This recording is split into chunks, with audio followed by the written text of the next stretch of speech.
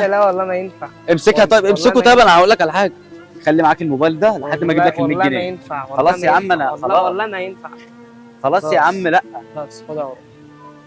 يا عم انت كده، طب انت كده سبعة قصيت 100 جنيه من بضاعتك. عادي يعني.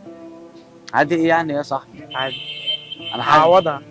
عوضها ايه يا عم؟ انت مش راجل بتقف هنا بالساعات علشان تجيب ال 100 جنيه دي؟ عادي يعني، ممكن ازود في حاجه، اظبط حاجه عادي. هتزود حاجه تظبط حاجه؟ لا هتزود على الناس يعني؟ لا يا لا عم. مش هزود على الناس، بروح اجيب بضاعه اقل وسعر اقل خلاص صاحبي، طب امسك التليفون.